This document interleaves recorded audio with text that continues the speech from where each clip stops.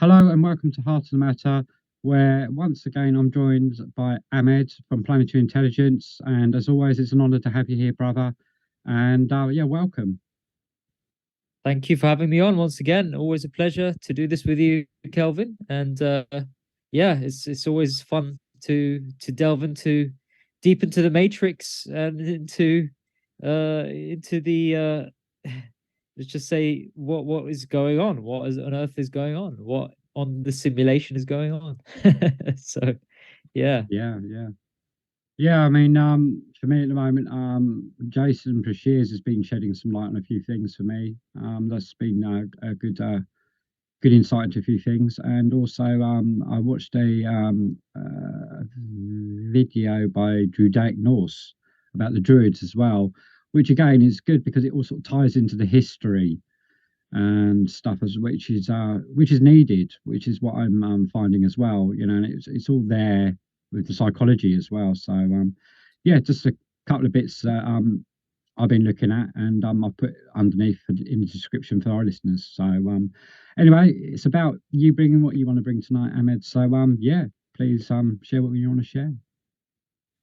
Yeah, well, I'm here to share what whatever we want to talk about. So you mentioned to me before you invited me on there Yeah, to talk about Escape from Archon Asylum. yeah, yeah, So, we are in this construct. Uh, how to escape is the key. Have we come here to escape in the first place? You know, is that our mission, or have we come here to help others out? But there's so much questions to ask when you even add that title on. You know, and we are in an asylum of some sorts, that's for sure. Because, well, look around you, it's crazy. It's completely not sane at all.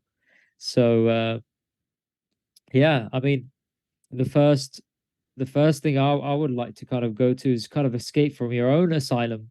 This one, uh, we're so we in our consciousness, as we grow from children up until adulthood, we are forming an identity in the ego. And you get to a certain age until you, I guess, snap out of it, and you realize, okay, there's more to this reality than what I've been told and educated, or my parents have thought the world to be, or whatever. And you start to deconstruct the fabrics of this reality, and you realize, hold on a minute, this is actually nuts. Everything's upside down. What I thought was the right side up is now completely upside down, um, and inverted. And you know that's the first step to escape, is to elevate your consciousness. And um, like Carl Jung talks about, we've talked about it so many times over and over again, is individuate. you know don't be a copy of somebody else. You're here to be your true unique fingerprint. Just like a fingerprint is unique, you've come here to be a unique individual, not a copy of somebody else. Um, and boy, oh boy, do you see the copies? They're everywhere. Everyone doing the same thing. Everyone uh, forming this crowd mass psychosis that's going on. So, to be an individual in these times is a very rare thing. And that's part of it, is escape from this asylum first, to escape from this one, so to speak. So yeah, I mean, there is uh like our consciousness, comes on levels. You start off as a child.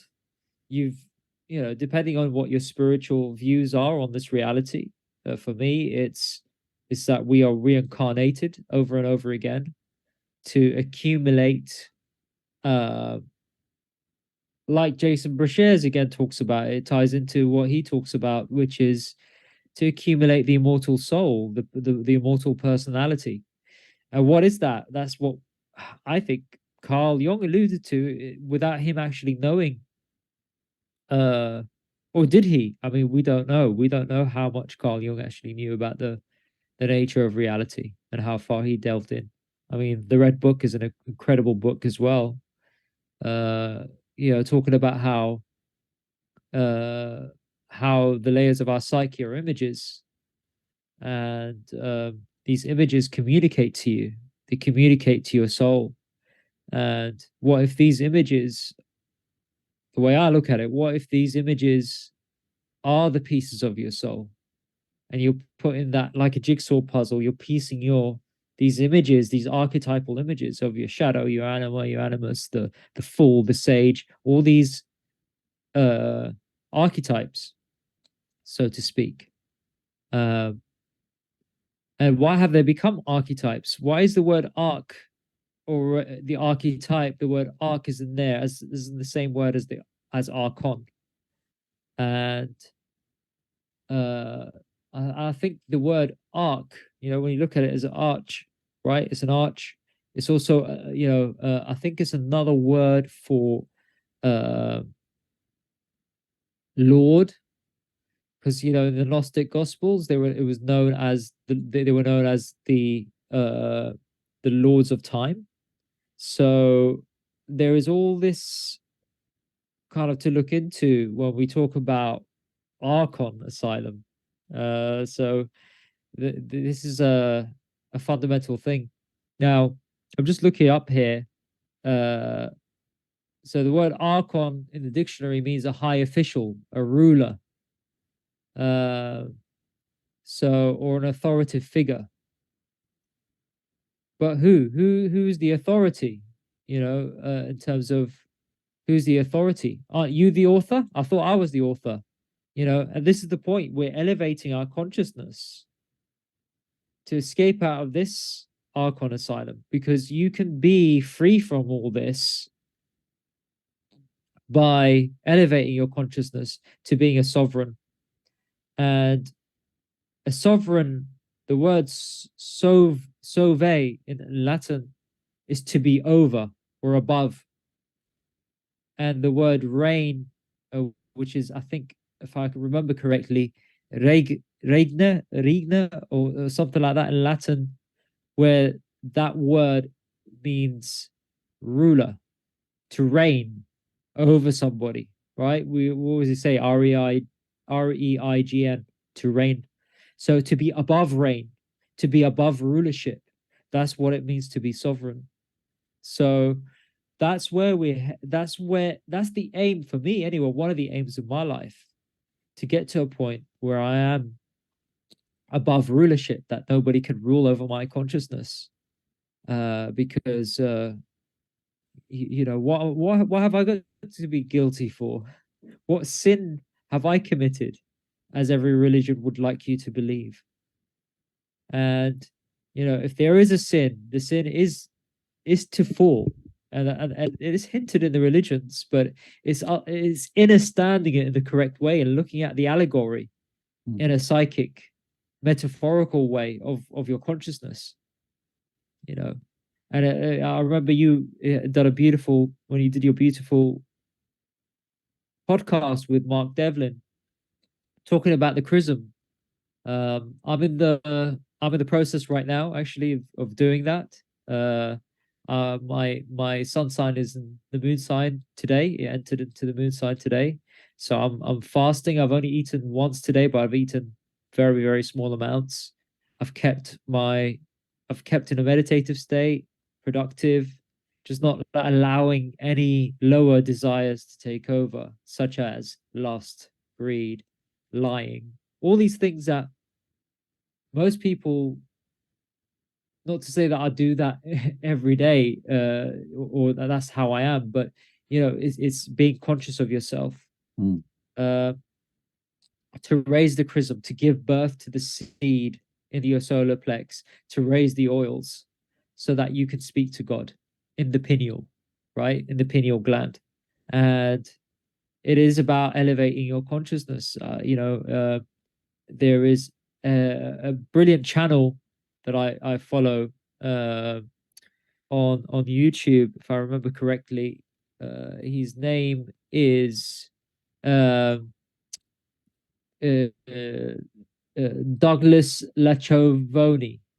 And he's been doing some great work. He does some great videos and animations, and he delves deeper into the nature of reality and consciousness.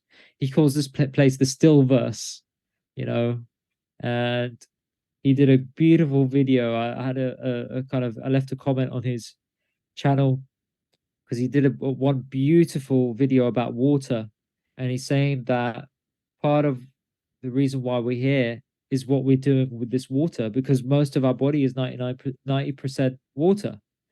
And as you know, we've done, I think I'm sure all the viewers know, and yourself, we've seen the Japanese professor who done the experiments on the water and its effects, what words you speak to the water and how its structure is affected from the words you speak.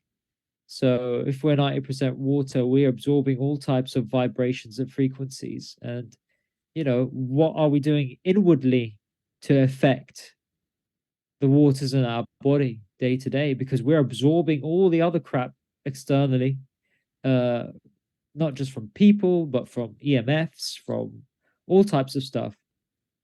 So, part of that as well is within that water in the center that lives within it is the fire. We're going into alchemy here as well, just to kind of use these examples. The spirit is the fire. The water is the matter. Interesting, if you flip the letter W upside down, you'll get the word M, the letter M. And then you get matter, water and matter. So they both are related because they're reflected. It's hinted in the words when you pay attention to these things, So and matter, what is matter? What is water likened to? It's likened to the feminine. And matter sounds like mother, mot her, mot her. So we are in the womb of the mother in matter, but spirit is fire. That's why fire is the same as father. Father and fire are very closely related in terms of just the lettering and the an ether. If you take away the letter F from father, you get Arthur, ether, Arthur. So yeah, you could see how fire relates to the masculine and how water relates to the feminine. And this is all about the individuation process, how we've come to, create the union of opposites and piece our souls back together in this reality. Because somewhere along the line, it got shattered, and we're here to find our true purpose. Each individually, we all have a role to play in this reality. It's not just about escaping this. You're here right now.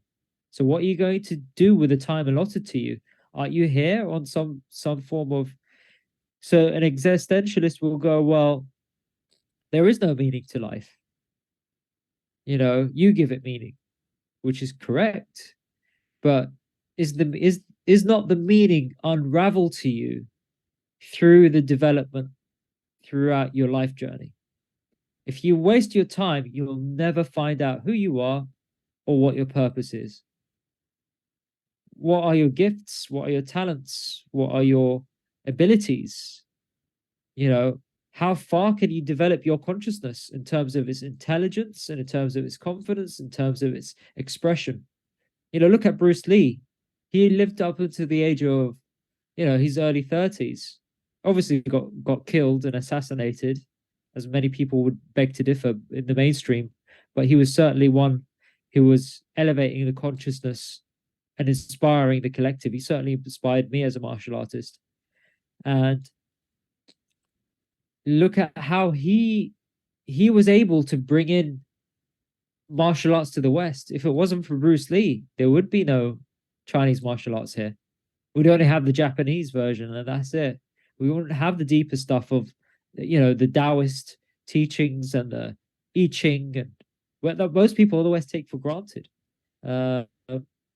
So there is somebody as an example who has achieved his life purpose for coming here, you know. So what have you come to be here? What have you come to achieve? And that could be being a good father or a good mother that's going to inspire a child and raise a child that's going to change the world for the better. So there's so many purposes and meanings, and and that is part of it. Are we here to do the good work? Are we here to do, and I don't like to use the word God or the oversoul or what, are you here to do the oversoul's work? Are you here to do the good work? Are we here to end the corruption and create a better world for our children and for our future reincarnation? Who's to say you're going to end it? I know a lot of people online say, well, this is my last time I'm coming here. Now I know, now I figured it all out. It's a simulation. Okay, well, I'm definitely not coming back, so well, how do you know? Do you remember the last time you died? No, no one does. No one on, I don't care who you are, what channeling you've done, or whatever nonsense, you do not know what's beyond the door of death. All I do know though is it doesn't end. So that's important to remember. Yeah. I mean, I just really like, yeah, just to say that, for me, when you're talking about reincarnation, how I look at it is that, I don't know. I know that when I have this life, what's after that, I don't know. I know that there's something after that, but it could be that I might have to come back again. Who knows? That part I don't know. But all I do know is why I'm here. All I want to do is to try and be that better person, that's going to make a change in the world. It's that simple, Yeah. And I'm done with the arguing. I'm done with the I've had my life, like I've had my life of all the partying and the drugs and escaping, in escaping reality, and stuff like that. Whereas now for me, it's like I'm not here to party anymore, if that makes sense. I'm here to there's more. There's more, to find within me and to explore that and to create something that's beautiful for our brothers and sisters and a real community, and real love. Yeah, so that's it really. Yeah. Well, that's part of the individuation process is your you're bringing beauty and joy to the world, and you're bringing truth. Again, when we talk about truth, we always have to make sure that in every interaction we always are truthful, because the moment you are not truthful, and truthful doesn't have to be a language or anything spoken. Sometimes it could be as much as silence, because if you get somebody that's egotistical and who's a complete dysfunctional hysteric or a compulsive person, you don't give those people time. I tend to just stay. What I tend to do is kind of give them a look and be like, well, you're a lost cause, mate. I don't have time for you, because some people are lost causes. And well, good luck on the next reincarnation. See if Yeah, you can get out of this Archon Asylum. You're already in the asylum. yeah. I mean, you're saying and that really resonates with me because that's what I'm learning more and more and more about is I think Mark Devlin actually ended with it on the last podcast that we did, and he sort of said, where your attention goes, your energy flows. And it's just like I'm learning now where to put my energy and my time and where not to. That's it. It's that simple. So yeah, Yeah. it's coming now, that understanding, that wisdom, so yeah. Yeah, you fight what you become, Mm, if you're out there protesting in the streets thinking that you can change the world or change your government, well, you know what the problem is that you think government is something that's actually practical and useful when it's not. you know if there's anything that can move things forward, is what Rudolf Steiner did, and that's to start with the children. If we are educating our children in the correct way in terms of their morality, in terms of thinking outside the box, in terms of self-governance, because in the end, that's what's the most important thing, is to go to govern the self, govern this from mm, getting corrupt. If you can stop this corruption and everybody can do that in themselves, then we don't need government. People will know. We're already born knowing what's right or wrong. We mm, already know it's wrong to murder and kill. We already know it's wrong to steal of others and cause harm to others and hurt other sentient beings. yeah. So what are all these laws and rules for? It's for those who do not know how to look after this, that have an immoral soul, have a stained, corrupted way of being, because they already had that disposition through what they were raised by, the same residents of the asylum, who haven't done the inner work. So, we're here to do that inner work. We're here to graduate from this lower archontic AI program. The thoughts. Do you know thoughts are not, most of your thoughts are not your own?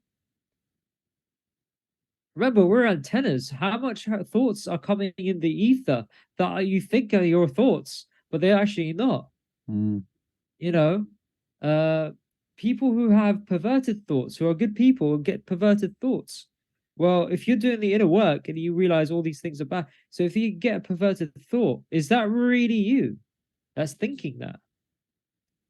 Is that, could I just say that maybe that thought is a temptation from the AI Archon or Satan, whatever you want to call it, is that temptation to fall? You know, uh, that temptation of thought that you thought you get when you're tempted to go and cheat on your wife, or to watch to watch porn, or go and get drugs, to synthetic drugs, and get high and get escape. Where is that thought before you even take the action? That thought that's coming from? Is it your own? So how much have you mastered of your own senses and your own appetites and the lower chakras, which we talk about, the lower nature, the animal beastly nature, you know? So this is the part that we are, the way I see it, is what we're doing with that water again. To escape from the Archon Asylum, we have to elevate these waters, purify the waters, not make them murky and muddy and sludgy, you know? So, mm, and that is both physical, mental, and spiritual. It's on 3 levels. It's the Trinity, and that's the key. You have to master the Trinity, spirit and matter, and give birth to that son, that soul, because you're mastering spirit and matter to become the soul, to mm, become your own son, to individuate and awaken to you the immortal within, as Jason Breshears puts it. So it's very, very important. I mean, we all have different angles on these things, because some people will view this and say, well, this is a simulation, so it doesn't matter what I do to my body. It's just a vessel. I don't care about the avatar, whatever. You know, and fair, if that's the way you see it, then maybe that works for you, and that's okay. You know, it doesn't align with my own moral principles, my own spiritual principles, because I believe the vessel, this avatar, is a gift, and it should be looked after, so that your thinking is more clear. So the healthier you are, and the healthier you keep this avatar, the clearer your thinking. Meaning the clearer the way you are able to intercept thoughts that do not serve you, and you're able to tap into more higher thoughts, because there's good thoughts and there's bad thoughts. There's the angel on your the devil on your left and the angel on your right, whispering into your ear, right? So these are all allegorical things. So we have the AI, but we also have the oversoul communicating to us too, or what Jace called the benefactor, So who are we listening to? Which voices are we listening to elevate our consciousness? And that's something to really pay attention to. Because if we're not here to elevate our spiritual consciousness, or our being, or awaken the immortal soul, then what else are we here to do? Are we here just to live out the simulation and enjoy all the pleasures and just get lost in that? That's it. We just live and work, get our pension, and we die. Is you telling me that's it? Really? Because the more I know in knowledge, the more I read, the more I don't know. And I think it was Aristotle that said it. Correct me if I'm wrong, but the more I know, the more I don't know. And it's a paradox. Not to say that you don't know, but in the sense of knowledge is endless. The truth is endless. You can be searching for the truth your entire life, and you'll still not find it. The only truth, the real truth, the truth of all truths, is to awaken that immortal soul within and elevate your consciousness so you can get out of the Archon Asylum. That's basically it. And it is manifested in deed and action. Now, Jesus, he was a great, or Yeshua, which is actually the actual name of Jesus, Yeshua.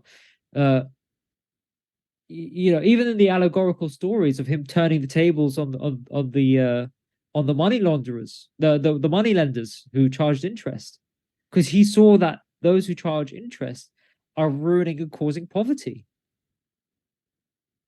That's greed right there. That in itself is greed. That's why he turned the tables.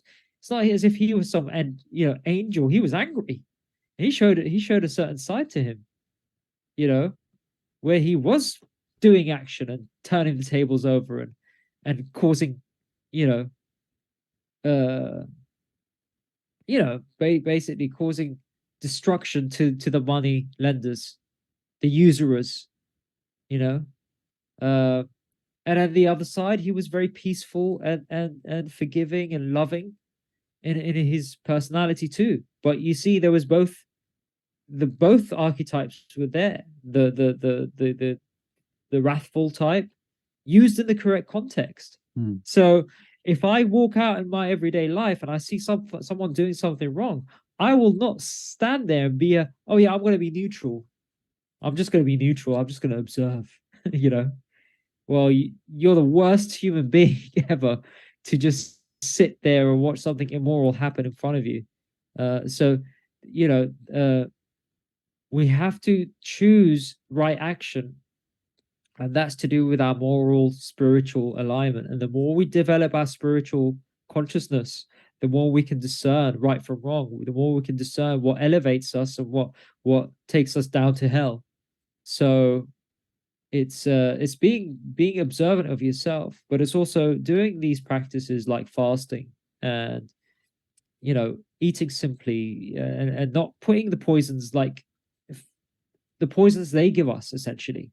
The Archon foods and the Archon treats and the Archon this and the Archon that. And you wonder why an Archon. Yeah, the Archon juice. Yeah. The Archon juice, the alcohol. Yeah, I mean, it's there. I mean, look, everything in moderation. You can drink, but tell me, most people don't drink in moderation. Really, they drink to get drunk. Let's just say it as it is.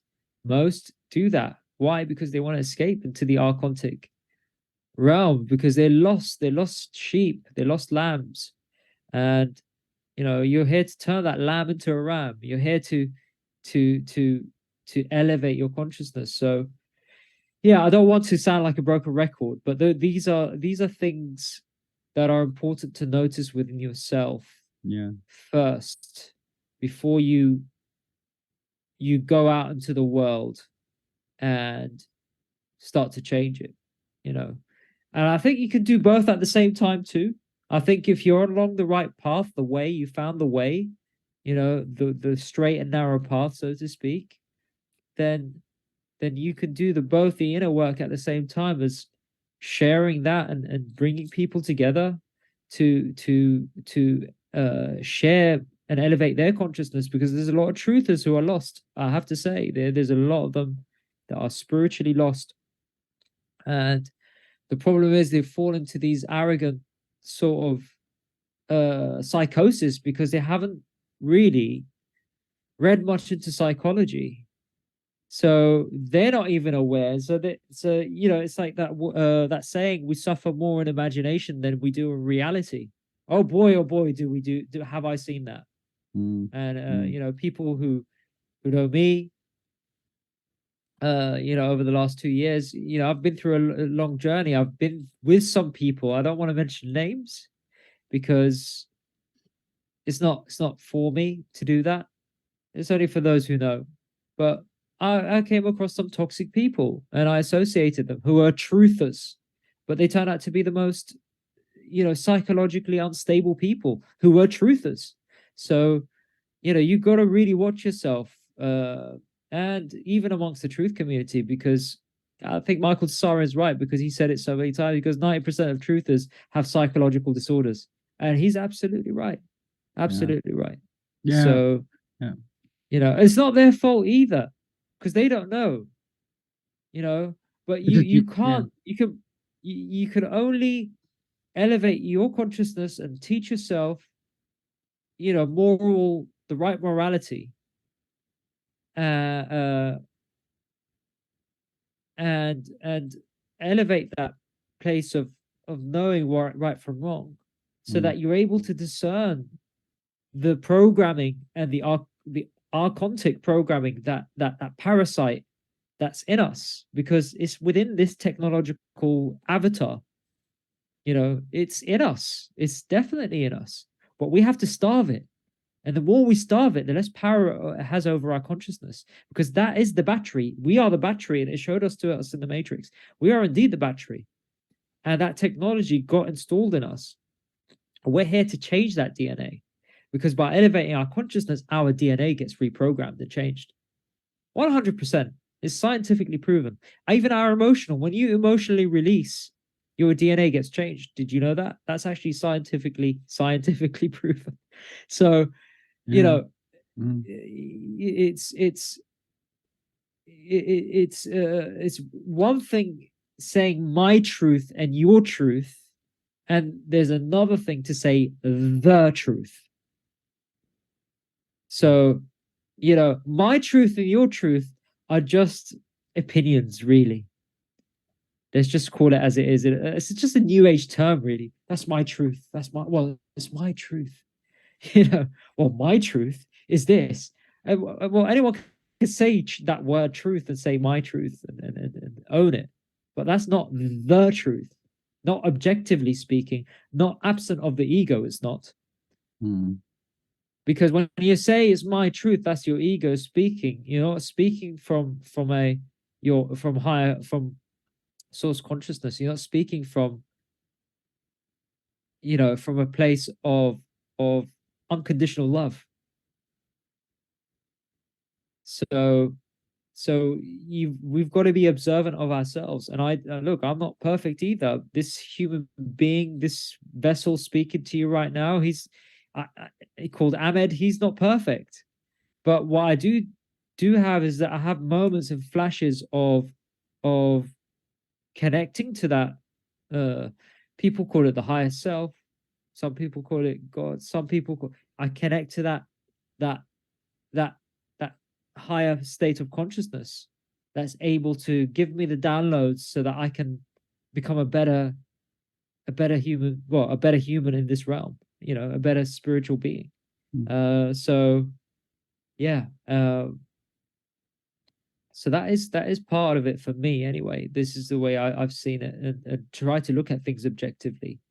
Looking at the knowledge that's been passed on to us.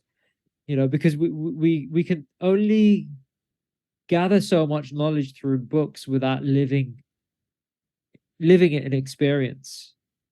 So you've got to have a balance. I'm not one of those that reads thousands of books. I read quite a few books, and I'm well read to a certain degree, but I actually also want to put that knowledge into my experience and action, and test it out.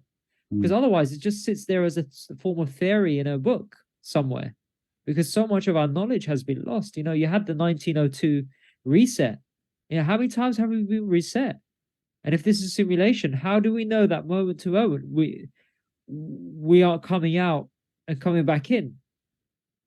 Do you see what I mean? If there's another reality beyond this one, and we're somehow in this simulation, which is if that being the case, then we're in some sort of pods right now. How do I know I don't come out of that pod and come in when I go to sleep at night? Have you ever seen that film, Dark City? Yes, quite a while ago, Yeah. but I do remember it. Yes, yes. So you remember that all the bad guys, right? They come every time they go to sleep, they come in and they change everything in the world, and they're in this simulation. So it's interesting that has anyone ever questioned why we sleep, why we dream, and the significance of dreams, and how powerful dreams can be? What if the dream world is actually the real world? Or how about we do get some dreams that are not real, but there is actually some dreams that are actually part of that real reality outside this realm? Maybe we're trying to wake up within our dream and not really wake up here. Have we given that some thought, maybe, and reflection? We're all trying to figure this out. So, I certainly know that through the uses of entheogens and doing ceremonies has definitely helped me in being able to tap into that real reality, or should I say, what's out beyond this realm, and it's very intuitive, but it takes time. And again, you go to that realm, and then you download the things, and you start to look at things in new perspectives. Because you're born again. How many times are we born again? What if we go to bed and sometimes you have that dream, and that dream really changes your life, or has some sort of profound effect? I know some dreams have negative. People have nightmares. Well, why do people have nightmares? What's being communicated here? Aren't nightmares a form of thing to reflect the psyche, like Carl Jung said? Nightmares turn up to shake you up, to wake you up, to see how you're abusing yourself in your life, and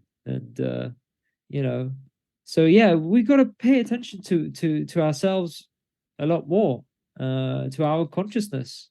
Have you ever wondered, like, okay, I know that I'm Amed, and I've had this life story and this journey, and I went to primary school, and I went here and I went there, and all these people that I met along my life, and all the friends I had and I lost and I gained, and the relationships I lost and gained, and everything, right? That the memory creates of the story of Amed, right? But who's the one aware of that?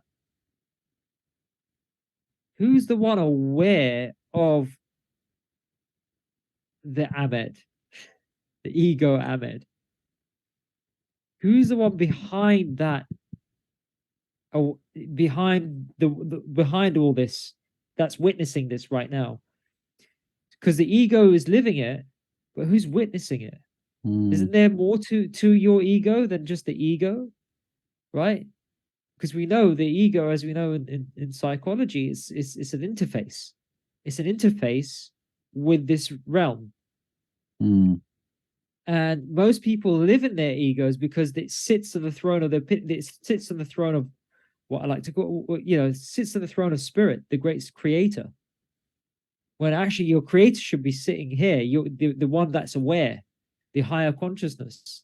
That's what should be sitting there instead of the ego running the show. Doesn't even know half of the time because the super ego is doing one thing, the id is doing the other. All these fragments of the psyche, when in fact the ego is meant to be serving the soul, the divine soul of man, in each and every one of us, you know. And yeah, that awareness, can we tap into it? You know, when people meditate, for example, you're able to tap into the awareness of the one that's breathing. So being aware of the vessel, so it goes beyond the vessel. So you're here, you're feeling this body, the senses, but if you go behind those senses, saying, who's aware of those senses? Who's aware behind the one speaking? Who's the one aware that's witnessing this?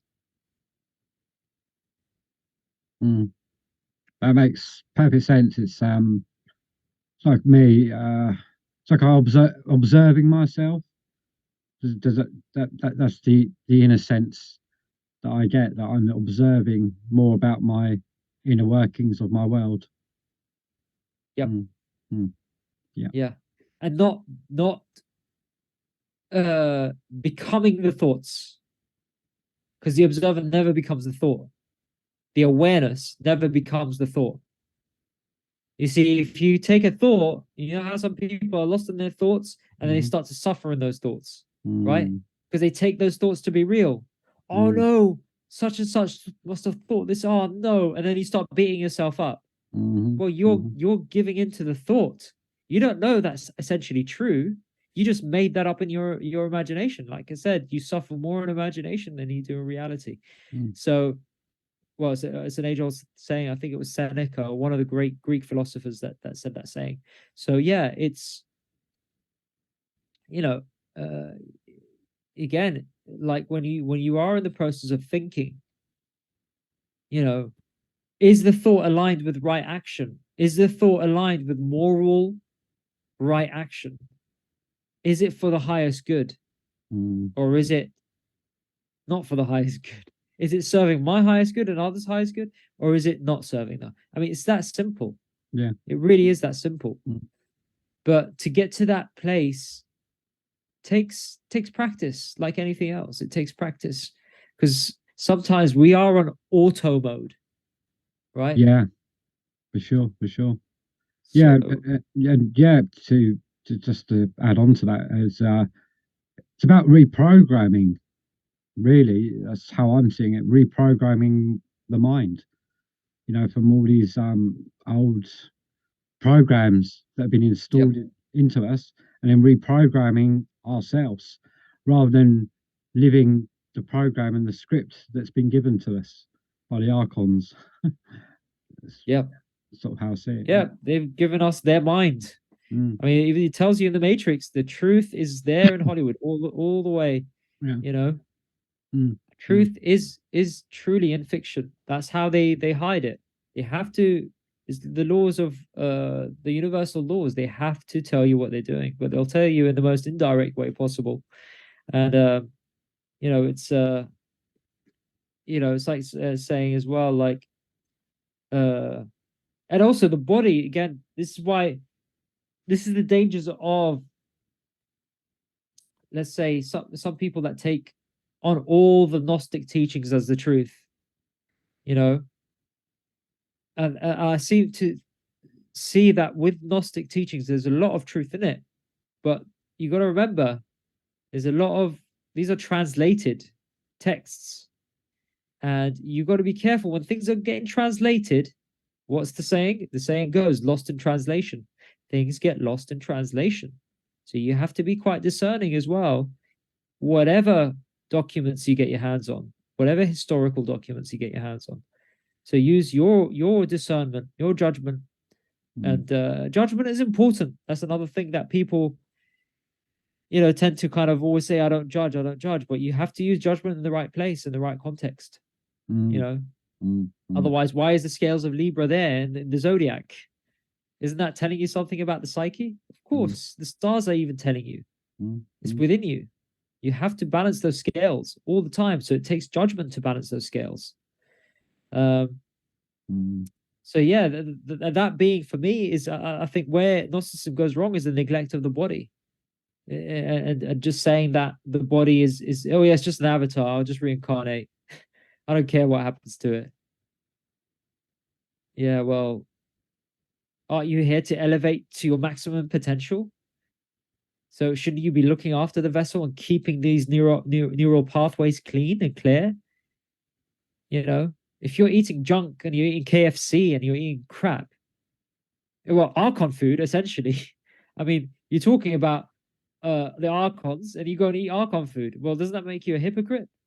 Well, it's just a vessel. If my thoughts, and this is a simulation, my thoughts overall. Yeah, okay, but isn't your thought, isn't your spirit in this vessel right now? Yes or no? Okay. Well, it is. It's manifested in the avatar. Well, if you are affecting that avatar, isn't it affecting your spirit? If you affect those waters, doesn't it affect the inner fire? Yeah, You I can't mean, separate the fire from the water. yeah, I know, I You know, know. in that sense. Yeah, yeah, it makes perfect sense. It's like, you know, I'm not on, you know, the best diet in the world, but I'm on that road, you know. And one of the first things that I started doing was cutting out sugar and carbs, you know, and just even from that going, you know, to that place, I'm still working, you know, to better my diet. I've noticed a change, you know, in myself. And I know how it affects me. You know, I feel really Yeah. sluggish. If I eat carbs, I feel really tired. It slows me down, lack of energy. I avoid it. I get on. I do things. Yeah. My energy levels are better, you know, so I'm right there with you. Yeah, Yeah. for sure. Yeah. Yeah, yeah. Yeah. I mean, we all have our views, but I've done martial arts and I've always been into sports and that's the thing. If it wasn't for martial arts, I wouldn't have healed from my trauma. I wouldn't be where I am today. It Mm, was actually the martial arts that helped me because it goes back to Wilhelm Reich, who went above and beyond, and built on the works of Freud and Otto Rank and Carl Jung, and he sees the different labels of the psyche as stations of the will. So it's like they're different conduits, and they're of different sizes. Think of different circles within circles, and each one is is is uh is spirit is going through each circle. So there's more spirit going this way, spirit going that way, and they're going through different levels of the psyche to communicate with you. Um, so yeah, the basically the way to look at it is like the skin is like your persona or your your your super ego. The muscles are your ego, and the bones are a bit like your inner soul or yourself. You know what I mean? But try and take it in an allegorical, metaphorical sense as opposed to a literal one. okay. Uh, so, like, it's known that our body stores the trauma. It's not this. If you were to split this open and look inside, you're not going to find the trauma in there. The trauma is in the body. Mm, It's the entire body that gets traumatized. That's where the memory is stored. Because remember, let's go back to water. If most of our body is water, not all the water stored up in your head, is it? It's yeah, stored all over your body. So it's important that you have to recognize the intelligence. Yes, the brain has its intelligence, but the body has its intelligence too. Remember, we are dual beings. mm, We've come here to be the union of the opposites. That's the whole point of integration. Integrating the shadow, integrating the anima, integrating the archetypes, or the animus in women. It's about the integration. And if we neglect that, it's you do that at your own peril. So yeah, that's part of the escape as well, is looking after the avatar. It really yeah. is, and what you're doing with that water. Yeah, I mean, And it makes sense. The mental, and the physical. You know, the body. It's all connected. you know. So, and I get that because of my experience, you know, and stuff and all that, and how my body has been affected from Yeah. trauma, you know. But because I'm on that path, um, ceremonies and stuff, you know, and I'm seeing a change and a shift because that trauma has been worked out in my life. So yeah, you know, and I'm seeing things shifting within me to a better place. Yeah, yeah. So yeah, and you're right. It does. All this trauma gets stored, but also I'm understanding as well that it goes beyond that, you know. And one of the things that helped me with that was looking at the it's about a 15-minute long video about the Druids, and that was on the Judaic Norse channel. And that gave me a great insight because it talked about the cataclysms and stuff, and then about how the Druids came and how they tried to build back a utopia that was pre-cataclysm. And but out of that, you know, how the human family was really traumatized and stuff, and then how, you know, had the enemies of life, you know, the ones that took advantage of the cataclysm to have control. So yeah, so nothing new under the sun. This has all been done over and over and over and over again. You know, our trauma goes back millennia. You know, just goes back and back and back and back. You know, so it goes back right back to our ancients and all of that. You know, and the Druids, they had great insight. Also, that, you know, there's part of the Druids that got infiltrated as well. You know, Oh yeah. which is what happens. You know, Mm. with any sort of thing. But I think out of, you know, we talk about all these different cults, or, you know, ones that hidden knowledge, you know, that have within their secret societies. But I would say the ones that most probably had it the most spot on out of all of it would have been the Druids, I think, you know. Mm. And prior to that, you know, and again, you know, learning that it all came out of Ireland, you know, and then went down into Europe and stuff. You know, a lot of people think, you know, I think we've discussed about this. Yeah, I mean, Michael Tsarion's research has been great, Yeah, great yeah, in yeah, that sense. Where Jason, yeah, Jason still believes it came from the yeah, Sumerian place because, mm, like you said, I think it definitely came from Ireland and from the West, and yeah. his teachings survived and traveled east. So I feel, yeah, It was the other way around. So mm, mm, mm, yeah, I mean, history again. yeah, We have to really educate ourselves. I mean, that's the key as well in this mm, asylum, so to speak. yeah, Is part of it is education, finding out our past. mm, You know, mm. not his story, our story, Our finding out story, our story and yeah, what happened to us. Because we, if you see that, which I do, I know we reincarnate for sure. Um, and that's my own gnosis. But like if that being the case, I was there when the flood happened. My soul was there. So that gets carried on into every reincarnation until it's able to uh heal, essentially heal from all this trauma. And what is trauma? Trauma is the splitting of the psyche, it's the splitting of the soul. mm, mm, It fragments every time when you traumatize somebody, they become scattered. You see them, the rabbit in the headlights. Why? Because it's this fear state, and they lose their center, their nucleus. mm, That's no longer there. That essence is no longer there, and that's why you see the site when people talk about mental health problems, they're looking at it the wrong way because modern psychology will give it labels. You're this, you're that, you're this. We've given it so many labels. But there was a podcast I watched not too long ago with Michael Tsarion, and he says, I'm just going to quote it here. Actually, it's really good. It says, so according to Thomas, I think it's Thomas Saz. So that's spelled Tzasz. So if you want to look up his work, according to Saz, the mind is really a metaphor for self-conversation. Language allows us to bring the world inside our head in a metaphorical sense. The inner world is mostly constructed of language. Interestingly, memory comes online when language comes online as children. So and Michael goes on to say, basically, this means there is no mind because it is only a self conversation. Therefore, there cannot be mental disorders or diseases, etc. Instead, it is more of a masochistic or self-destructive and negative internal dialogue with self.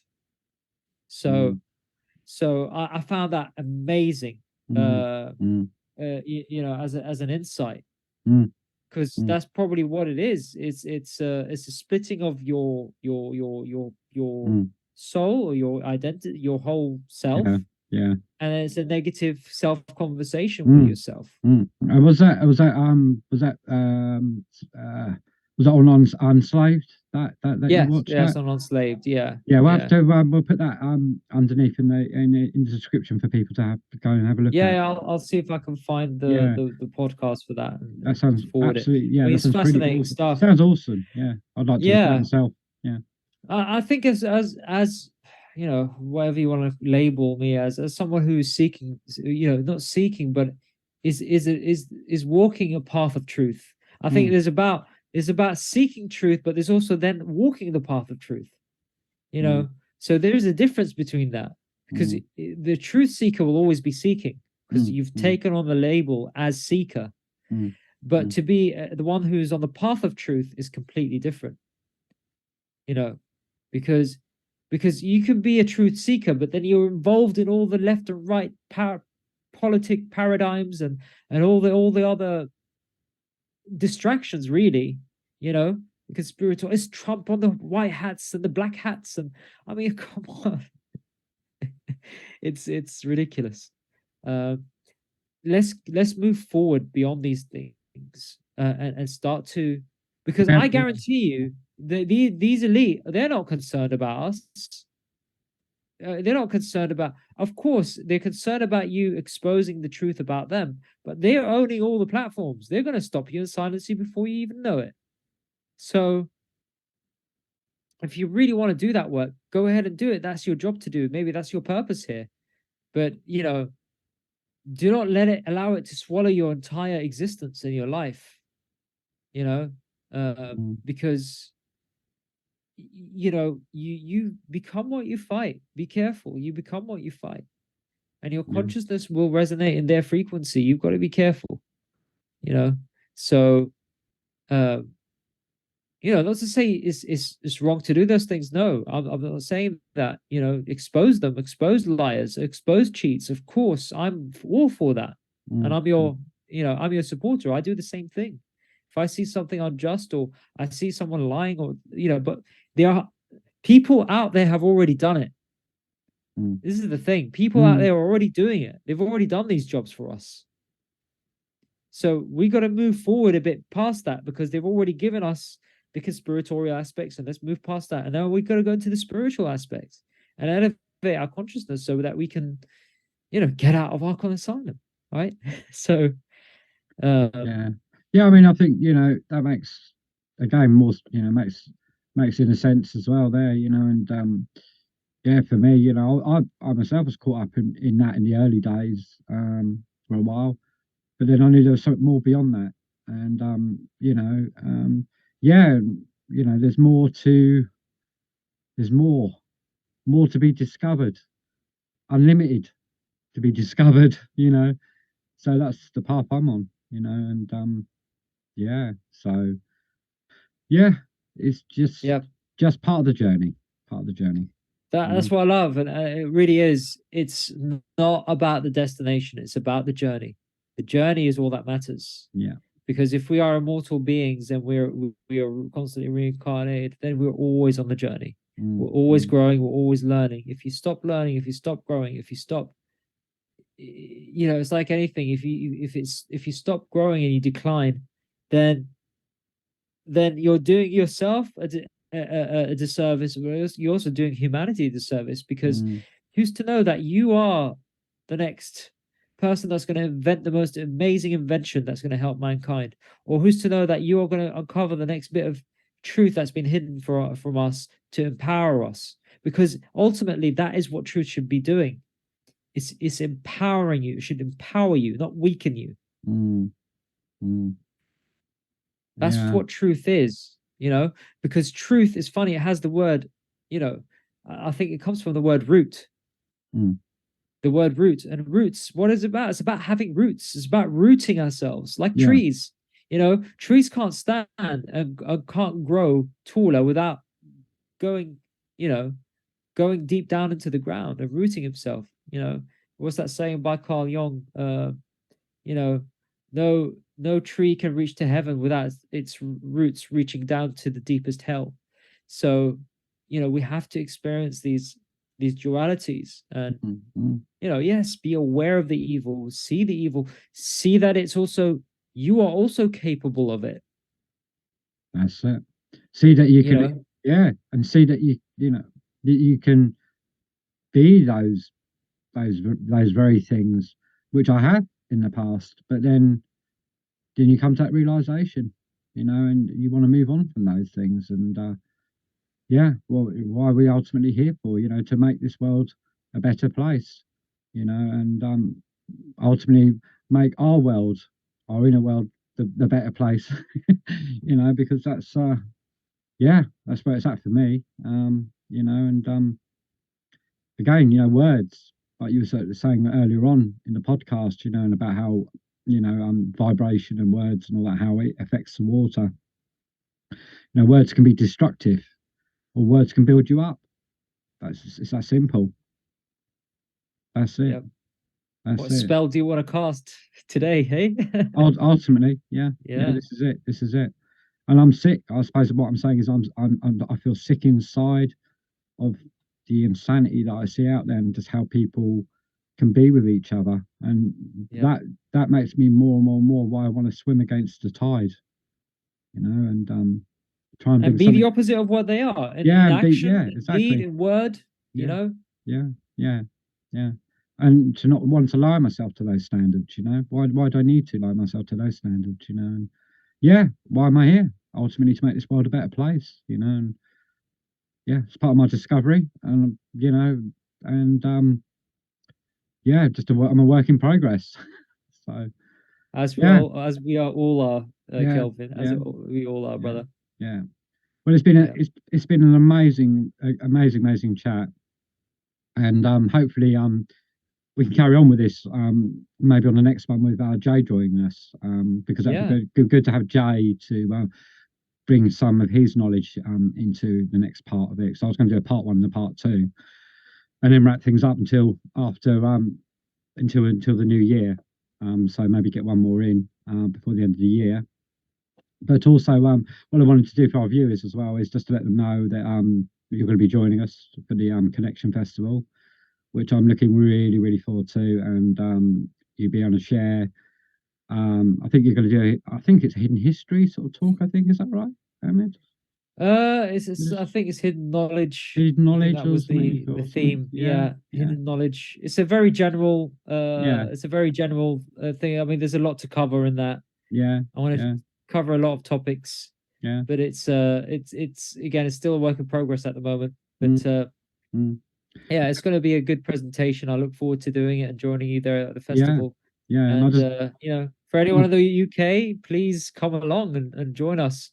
Yeah. It's going to be a lovely event, and it'd be great to meet you there in person. And thank you for your contribution, and Jay as well, and that's going to be on the 19th of November. That's at 11th, just outside Chichester. So I'll put the information below for people as well on that one as well. So okay, so I think it's about sort of time to sort of maybe wrap things up here and stuff and that. Is there any sort of final words that you'd like to share before we bring this podcast to a close? Don't take things too seriously. Is basically I like that. Oh, that's great. That is a brilliant one. And that is part of. I've learned that as well. And I have you to thank for that as well. Because we can take things too seriously sometimes. Find joy and play with this in this reality, because once you get over the fear of death, what is there to fear then? Just play. Play and explore and learn as much as you can while you're here, and do the best you can to create more joy and bring more more love into the world. Yeah. You know, otherwise, you know, what else are we here for? And look, things will reveal itself over time. You know, I might, you know, in the next 10 years know more than I know now. And you know, I hope that is the case, because, you know, knowledge never ends, as well as the truth. So yeah, don't take things too seriously. Yeah. No, that's a very good good one, that, because we do that sometimes, you know, including myself. So yeah, thank you for reminding us all of that, you know. And for the viewers, I just hope that you know, you get something out of the chat that we had here tonight. And you know, and just words of encouragement to the people out there is just to, yeah, find the people that you love, and be loving, yeah, and just build those communities with each other, and just yeah, just love, community. That's where I feel I'm at with things. So yeah, and that's something that hopefully will come in time. And that again, I'm learning is patience in that.